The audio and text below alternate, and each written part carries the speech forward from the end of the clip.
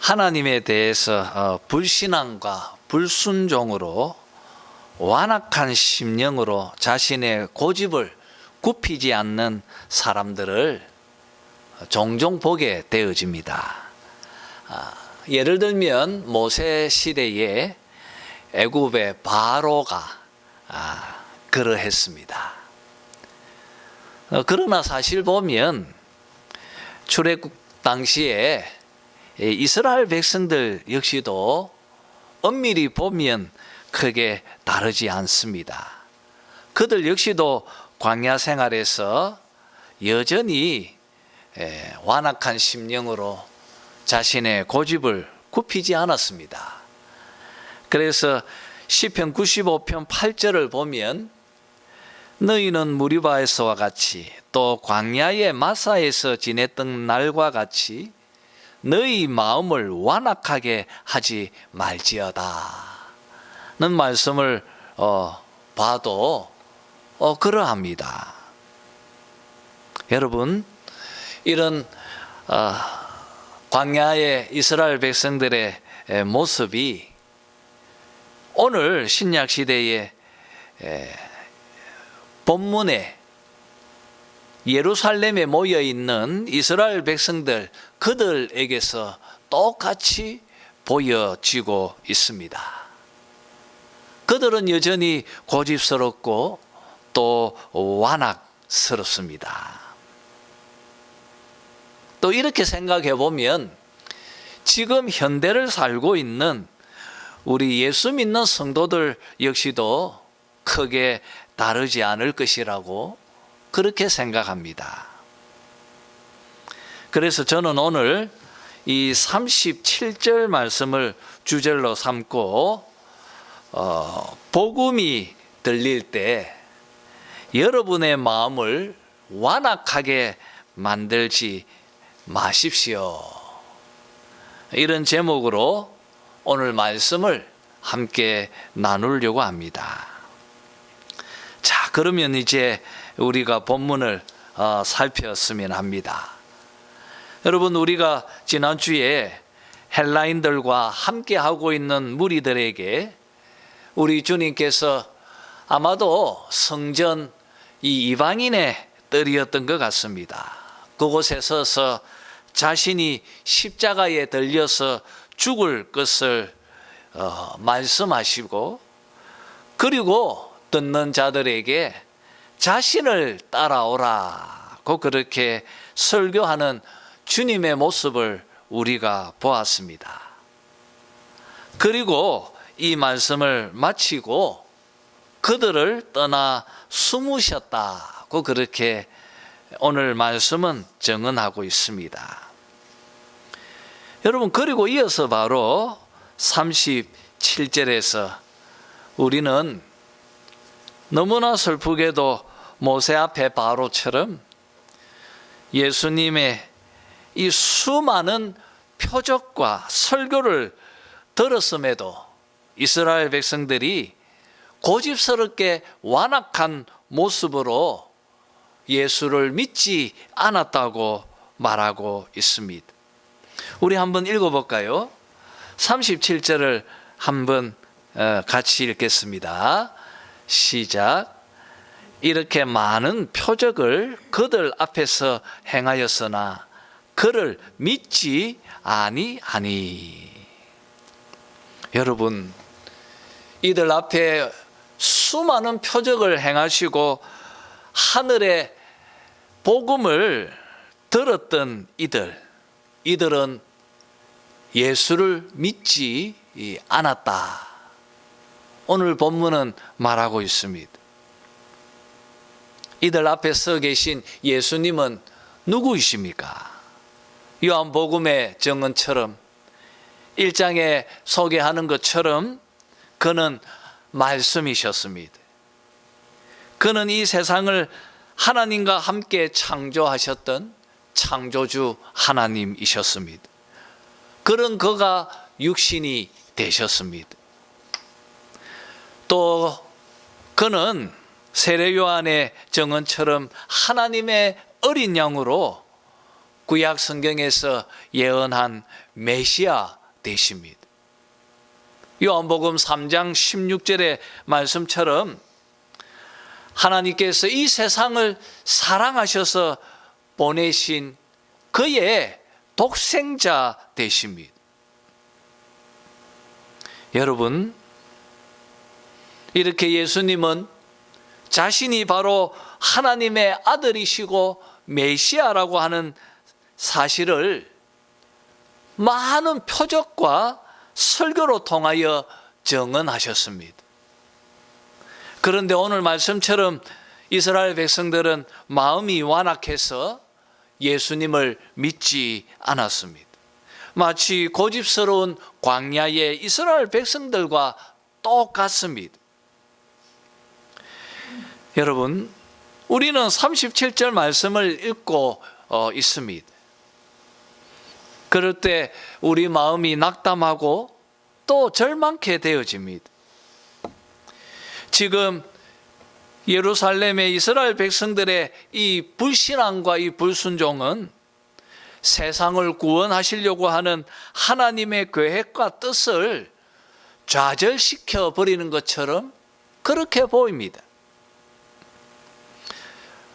이 세상을 주관하는 세상의 임금이 지금 예수님을 이기고 있는 것처럼 보여지기 때문입니다. 그런데 여러분, 이 책을 기록하고 있는 사도 요한은 이들의 불신앙과 불순종은 사실은 하나님의 계획의 일부였다고 밝힙니다. 이것은 구약 성경에서 선지자들이 오래전부터 이미 예언되어져 있었던 것이었다고 38절에서부터 밝히고 있습니다. 여러분, 우리 하나님은 머리카락까지 세심받은 하나님이십니다. 그분은 그 어떠한 사소한 것도 놓치지 않으시는 분이십니다. 모든 것은 하나님의 손 안에서 일어나는 것입니다. 여러분, 세상의 임금이 아니라 하나님의 예정과 섭리 속에서 모든 것들이 이루어지고 되어진다고 지금 이 책을 기록한 요한은 이사야서 두 기절을 인용하면서 이것을 증명하고자 합니다. 자, 먼저 38절에 첫 번째 인용되어지고 있는 말씀을 보죠. 이사야서 53장 1절입니다. 주여, 우리에게서 들은 바를 누가 믿었으며 주의 팔이 누구에게 나타났나이까? 그렇게 이사야서 53장 1절을 인용하고 있습니다. 여러분, 이사야서 53장 너무나 유명한 장이죠. 고난받는 종을 소개합니다. 그는 사람들에게 멸시를 받고 도살장으로 끌려가는 양처럼 고난당하고 찔림받고 상함을 받는다는 것을 예언하고 있지 않습니까? 우리가 잘 알고 있는 이사야서 53장 5절입니다.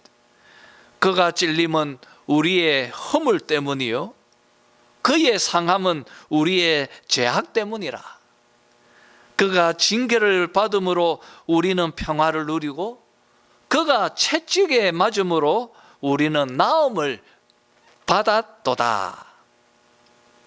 여러분, 우리가 알만한 사람들은 다 알고 있는 이 고난받는 종 메시아가 받게 되어질 이 고난받는 메시아의 이 개념이 1절의 말씀처럼 결국 백성들로부터 거절되어질 것이라는 것을 예언하고 있습니다.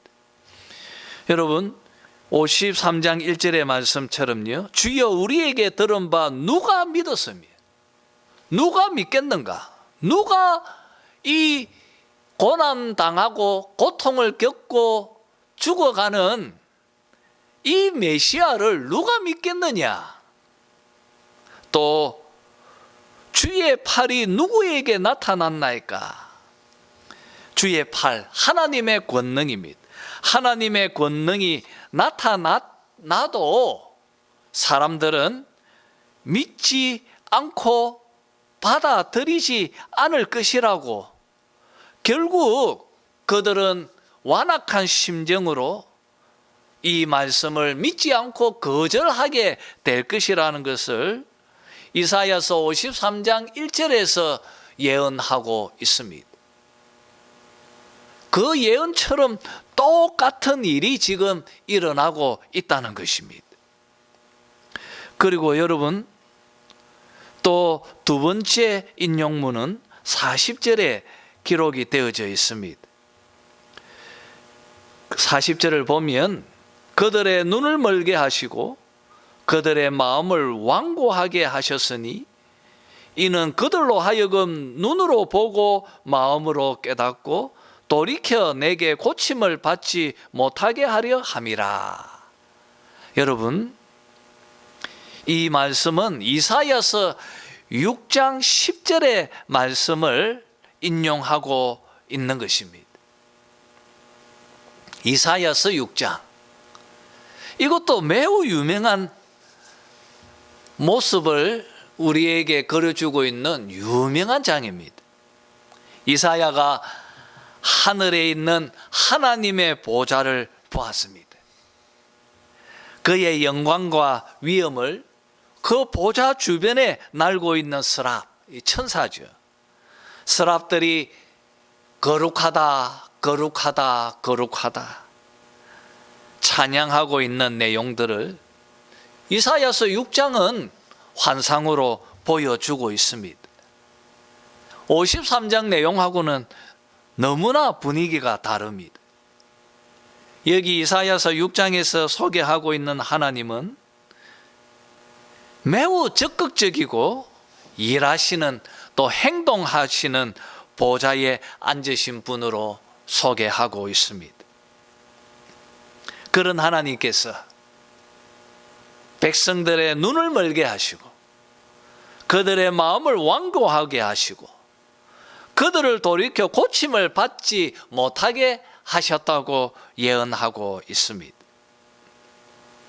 여러분, 결국 예수님의 표적과 복음의 말씀을 들어도 그들이 믿지 않았던 것은 예언에서 소개하고 있는 이 말씀대로 되어진 것이다. 지금 그것을 요한이 강조하고자 이 말씀을 인용하고 있는 것입니다.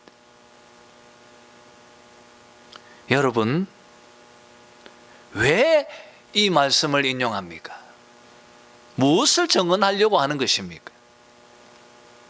앞에서 말씀드렸던 것처럼 여러분, 37절에 이 예루살렘에 있는 이스라엘 백성들의 불순종과 불신앙이 하나님이 세상을 구원하시려고 하는 자기의 계획과 뜻을 결코 좌절시킬 수 없다는 것을 강조하려고 하는 것입니다.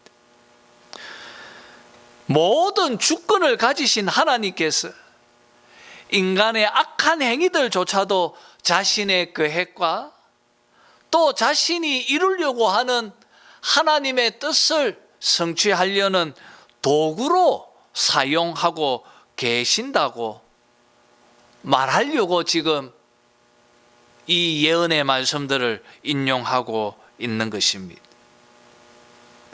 그들의 불순종은 이미 하나님이 예언하신 대로다. 그들의 불순종까지도 하나님께서 자신의 뜻을 이루시려는 도구로 사용하고 계시는 분이시다. 모든 것은 하나님의 영원한 계획과 뜻 가운데서 되어진 것이다. 이것을 지금 요한은 강조하려고 하는 것이고, 하나님이 우리에게 들려주고자 하는 목적입니다. 여러분, 우리가 여기서 한 가지 질문이 생깁니다. 모든 것들이 다 하나님의 주권과 계획 속에 있다면, 인간의 완악함까지도 하나님께서 계획하시고 들어 사용하신다고 한다면, 도대체 인간의 책임은 어디에 둬야 하는지, 인간이 불순종하는 것까지도 다 하나님의 책임이 아닙니까? 이런 질문을 던지게 되어집니다. 여기서 여러분, 성경의 답변은 둘 중에 한 가지를 선택하지 않습니다. 성경에서는 이 하나님의 책임과 인간의 책임이 상출되고 또 충돌하는 것으로 기록하고 있지 않습니다. 오히려 성경은 하나님의 책임과 인간의 책임을 명확하게 구분해서 우리들에게 이해하기 쉽도록 설명하려고 하지도 않습니다. 그냥 그 둘을 오히려 나란하게 서술하고 있을 뿐입니다. 우리는 말씀을 믿음으로 붙잡아야만 합니다. 말씀보다 앞서서 인간의 지혜로 하나님의 책임과 인간의 책임을 어떻게 설명해 보려고 노력해서도 안 됩니다. 예언 그대로 믿음으로 수납해야 합니다. 하나님의 책임도 100%고 인간의 책임도 100%인 것입니다. 하나님이 모든 걸 다 하셨다고 인간의 책임이 제로로 없어지는 것도 아니고요. 그것이 성경의 가르침입니다. 자, 그러면 여러분, 이제 계속 본문을 보았으면 합니다. 여러분, 37절에 이렇게 많은 표적을 그들 앞에서 행하였으나 그를 믿지 아니하였다. 그를 믿지 아니하였다고 그렇게 이스라엘 백성들을 말하고 있습니다.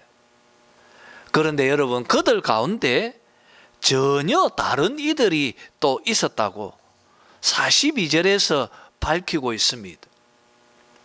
우리 한번 42절을 읽어볼까요? 같이 한번 읽어보겠습니다. 42절입니다. 시작. 그러나 관리 중에도 그를 믿는 자가 많되 바리새인들 때문에 드러나게 말하지 못하니 이는 출교를 당할까 두려워함이라고 말하고 있습니다. 37절에서 그를 믿지 아니하는 사람들 할 때 이 믿음, 그리고 42절에 보면 관리 중에도 그를 믿는 자라고 말하는 그 믿음, 여러분, 이 둘의 믿음은 그 의미가 다릅니다. 37절에서는 온전히 예수님을 마음으로 영접해서 예수를 믿는 것을 의미합니다.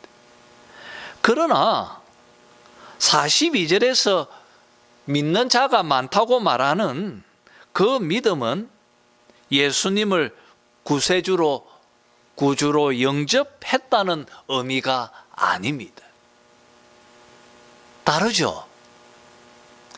여러분, 42절에 있는 이 관리 중에서 예수를 믿었다고 하는 이 믿음을 잘 우리가 알 수 있게 되어지는 것이 3장에 등장하는 니고데모입니다. 사내들인 회원이었고 관리였고 또 바리새인이었던 니고데모. 그가 밤중에 사람들의 눈을 피해서 예수님을 찾아왔습니다. 당신이 하나님과 함께하지 않으면 당신이 행하는 표적을 아무나 할 수 없습니다라고 니고데모는 예수님께 말을 했습니다. 이렇게 여러분, 니고데모는 예수님의 표적을 보고 예수님을 메시아로 믿었습니다. 그런데 예수님은 니고데모의 이런 표적을 보고 믿은 믿음을 온전한 믿음으로 보지 않았습니다. 그래서 예수님이 이 니고데모에게 이렇게 말했습니다. 네가 물과 성령으로 거듭나야 한다. 네가 거듭나야 한다. 너는 아직 거듭나지 않았다. 이 무슨 말입니까? 너의 믿음은 성령으로 말미암은 참된 믿음이 아니라는 것이죠. 정말 니고데모가 온전한 구원을 받기 위해서는 성령으로 말미암은 거듭남이 필요하다고 말하고 있습니다. 진짜 참 믿음은 표적을 보고 마음이 움직여서 믿는 그 믿음으로는 부족하다. 온전한 믿음은 성령으로 말미암은 이 거듭남이, 다시 태어남이 있어야 한다는 것입니다. 오늘 본문 역시 이 42절에서 소개하는 관리들의 믿음 역시도 니고데모의 믿음과 크게 다르지 않습니다. 여러분, 그들은 성령으로 새롭게 마음이 거듭나지 않았습니다. 이 믿음은 온전한 믿음일 수 없습니다. 이 표적을 믿는 믿음이 구원을 발생시키지도 않고 구원에 이르게도 못하는 것입니다. 단편적인 믿음이라고 말할 수 있습니다. 여러분, 예수님의 제자들처럼 마음속 깊은 곳에서 성령으로 거듭난 온전한 믿음과 이 바리새인 니고데모와 그리고 오늘 본문의 관리들의 표적을 보고 피상적으로 믿은 이 단편적인 믿음, 이 두 믿음을 구분짓는 차이점이 무엇입니까? 이 둘의 믿음의 차이를 만드는 것이 무엇입니까? 어떻게 달라요? 이 질문의 답을 오늘 본문은 43절에서 답변하고 있습니다. 그들은 사람의 영광을 하나님의 영광보다 더 사랑하였더라. 요한으로 통하여 이 책을 기록하게 한 성령께서 우리에게 주고 계시는 말씀입니다. 참 믿음과 가짜 믿음을 구분짓는 차이는 바로 그 사람의 중심에 하나님이 있는가, 아니면 그 사람의 중심에 사람이 있는가. 오늘 이 답변은 믿음의 본질을 꿰뚫고 있는 정말 날카로운 칼과 같은 말씀입니다. 오늘 말씀은 믿음이란 무엇인가를 잘 보여주고 있습니다. 여러분, 이 43절을 NIV라고 하는 영어 성경을 읽어보면 이렇게 의역합니다. 이는 그들이 하나님의 칭찬보다 사람의 칭찬을 더 사랑하였음이라. 이렇게 의역합니다. 참 그런 것 같아요. 당시 많은 종교 지도자들, 그리고 관리들, 그 사회를 이끄는 지도자들, 여러분, 그들 가운데 예수님의 큰 관심을 갖고 또 그 예수를 믿고자 하는 사람들이 많이 있었습니다. 그런데 그들이 예수님의 제자들처럼 거기에 합류하지를 못했습니다. 왜 그랬습니까? 출교당할까 봐. 사람들이 자신을 손가락질 할까 봐. 잃어버릴 게 너무 많기 때문입니다. 그리고 그들은 사람들의 눈을 너무 의식했기 때문입니다. 그들은 하나님의 영광보다는 사람들의 자신의 영광이 더 중요했습니다. 하나님의 칭찬보다 사람들의 칭찬이 그들에게 더 중요했습니다. 바로 이것이 참 믿음과 이 피상적인 거짓 믿음과의 차이점이고, 이 둘을 갈라 놓는 것입니다. 여러분, 이 관리들, 그들은 예수님을 믿고자 하는 마음이 있었습니다. 그러나 이 믿음이 그의 심령 속 깊은 곳으로 내려가지를 못했습니다. 왜냐하면 사람들의 칭찬이 더 중요했기 때문이고, 그것을 더 사랑했기 때문입니다. 그 사람의 마음 중심에는 하나님보다는 사람이 더 중요했고, 그 사람이 앉아있기 때문입니다. 바로 이것을 그들은 스스로 책임져야 한다는 것입니다. 여러분, 이것은 죄입니다. 이것은 죄입니다. 사람의 영광을 하나님의 영광보다 더 사랑하였더라. 이것은 여러분, 몇 계명을 어기는 것입니까? 이 43절은 몇 계명을 어기는 것이죠? 1계명을 어기는 것이지 않습니까? 너는 나 외에는 다른 신들을 내게 두지 말라고 했습니다. 이 우상 숭배의 죄를 지금 이들이 짓고 있는 것입니다. 왜냐하면 하나님보다 더 사랑하는 것이 있다면 그것이 우상이기 때문입니다. 오늘 본문 관리들 역시도 하나님보다는 사람의 칭찬을 더 위에 두었다면 그들은 바로 이 1계명을 어기는 죄를 지은 것입니다. 자기가 지은 죄에 대해서 하나님 앞에서 책임을 스스로 져야만 하는 것입니다. 이것이 성경에서 가르치는 원리입니다. 여러분, 어쩌면 예루살렘에 모여있는 대부분의 이스라엘 백성들의 믿음이 42절과 43절의 말씀처럼 이 피상적인 믿음을 가지고 있었을 것이라고 여기고요. 또 어쩌면 그것은 너무나 당연한 것으로 보여집니다. 왜냐하면 아직 예수님께서 구원의 사역이 완성되지 않았기 때문입니다. 예수님은 십자가에서 아직 죽지 아니하셨습니다. 이제 십자가에서 죽으셔야 합니다. 그리고 3일 후에 부활하셔야 합니다. 40일 후에 성천하셔야 합니다. 그리고 하나님 우편에 앉으셔서 오순절날 50일째 되는 날 주님께서 교회에 성령을 보내어 주셔야 하기 때문입니다.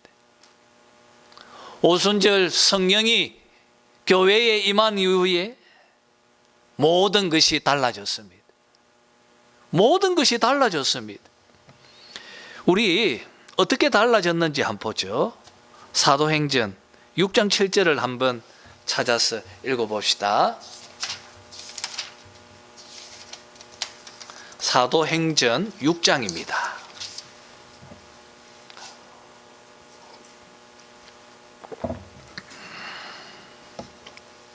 사도행전 6장 7절 한번 읽어봅시다. 자, 같이 읽죠. 시작. 사도행전 6장 7절입니다. 시작.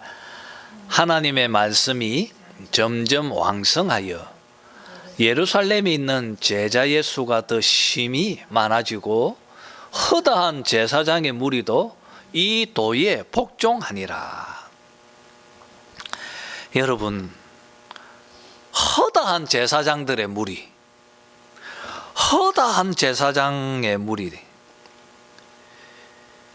지금 예수님 앞에 있었던 이 예루살렘의 종교 지도자들, 관리들, 귀족들, 이들이 출교당할까 봐 예수님을 따르지 않았습니다. 그런데 약 한 50일, 60일이 지난 후에 성령께서 오신 후에는 달라졌습니다.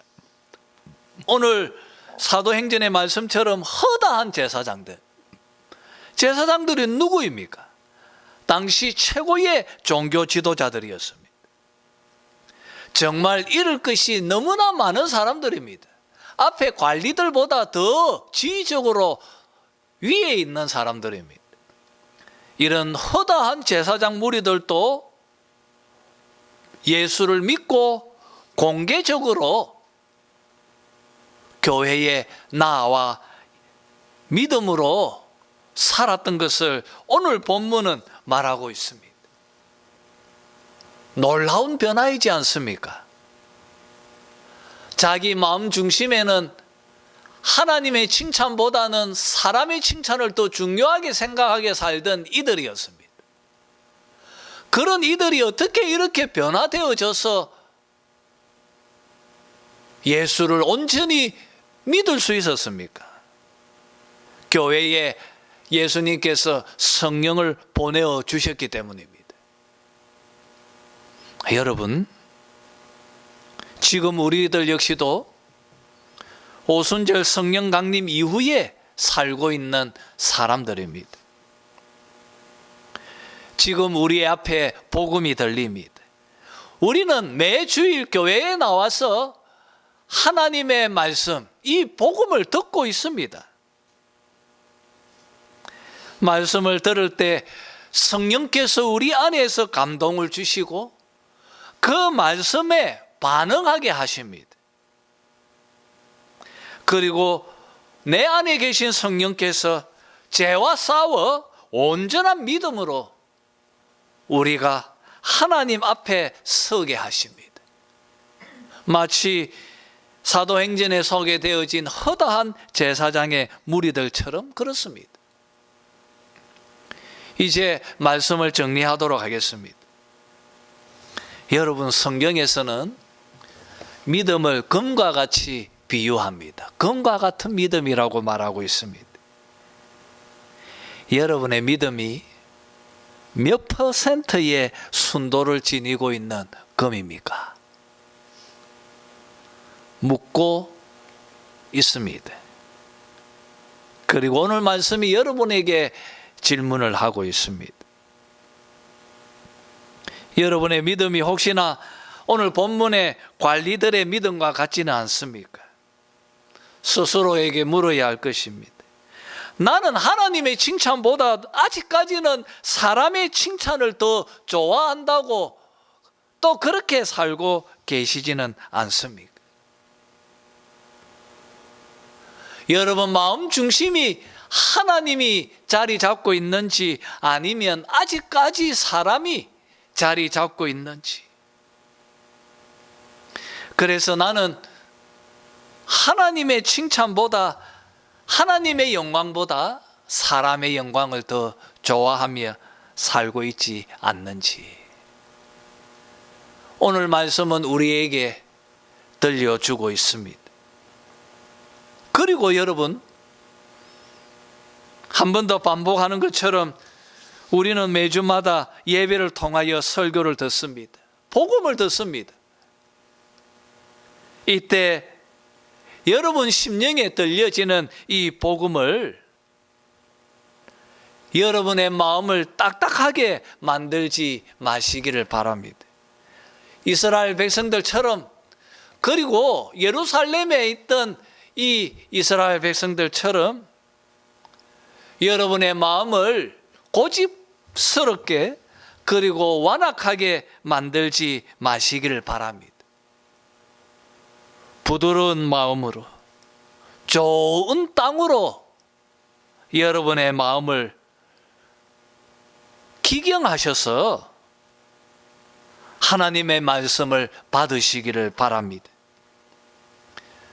그렇게 그 말씀이 여러분 마음속에 잘 자리 잡고 성령께서 여러분으로 하여금 그 말씀에 순종하며 살게 하시도록 여러분께서 화답해야 할 것입니다. 이것이 온전한 믿음입니다. 혹시 말씀을 들을 때 그 말씀이 여러분 마음에 온전히 자리 잡지 못한다면 성령께 도우시기를 기도하시기를 바랍니다. 성령께서 도와주시기를 간절히 구해야 할 것입니다.